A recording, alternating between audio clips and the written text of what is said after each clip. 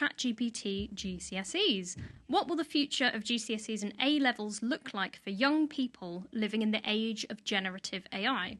With 90% of university students relying on AI and over half of teachers reporting that they use ChatGPT in their work, but 1/3 of students still fail English and Maths GCSE, is it time to think about alternatives? Well, yes, according to Pearson, the owner of the Edexcel exam board. So Mary Kernock-Cook, chair of Pearson, says, why should we expect all children born any time within a 12-month window to all be ready to take Maths GCSE on the 23rd of May at 9 o'clock in the morning? And the former chief executive of UCAS has suggested implementing individualised exams more like music grades. So you take grade 1 maths when you're ready, you take grade 2 maths when you're ready, etc. Basing examination on stage rather than age, and using AI to create individualised, bespoke, adaptive assessments. So, you do a question, you get it wrong, you then get an easier question for the next one. Or if you get it right, you get a harder question, so it's pushing you. So, Emily, what are your thoughts on this whole idea and on how AI is changing culture? This is really fascinating. I mean, for a while, I think the conversations around AI and education have all been like, bad student, cheating student uses AI, and instead of thinking, well, I think that in that story, in that report, it's like, well, the genie is out of the bottle. Generative AI is here. Now we have to learn to live with it and also make the most of it, because people who are in the education system now will be using generative AI in their work. So they need to know how to use it responsibly, how to maintain their brain power and powers of analysis if they're going to still be a human being. And I think it's really correct for the educators and the education system to think, how does this change and what opportunities does it give us to give a better educational system for people? The education system fails a lot of people, and it is very one-size. It's very kind of Taylorism, if you like. It's very mechanized. And I know from sort of the teaching experience I've had at universities, actually the real pain in the backside is setting exams and marking exams or marking written work.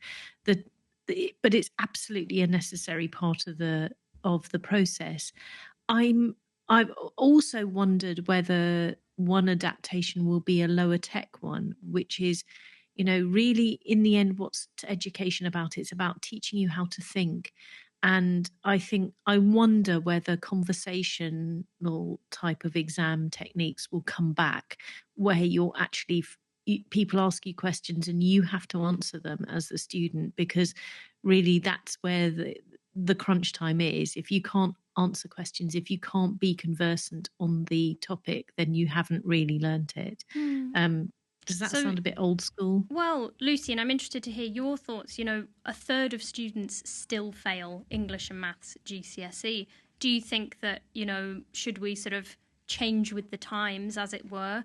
Do you think going back to pen and paper or conversational exams is the way forward? What are your thoughts on this whole situation? I regard school education, certainly my reflection on school education, and still do to some extent, as a period in prison that we all have to go through. And I avoided and escaped from prison as a child as much as possible. And I came out of school, I think, hopelessly uneducated for my brain, I think, in my view. But I discovered the glory of education much later in life, when other people, colleagues of mine, were earning whacking great salaries in the city. I was back at university at a wonderful place called the Open University, which I know there are people like Will Self and who've publicly said you're a loser if you've been to the Open University. I don't agree with him. I thought it was a fantastic, enlightening place. Now, for people that didn't have the opportunity to go to a place where the teachers are enlightened, well paid, it was a complete wonder to be able to tailor your own education. And I think steps in this direction are absolutely fantastic. A breath of fresh air, I hope, for young people, because Emily referred to a thing called Taylorism, which we learned about in our MBA, where it's basically concepts that came from Hoover and Ford in the car industry, and we've been thinking about Jaguar Land Rover, and where things have moved from in that sort of juggernaut of car manufacturing is something called mass customization. And it's something that's happening in the holiday industry for a long time, where you can kind of tailor your holiday to be more like you want it.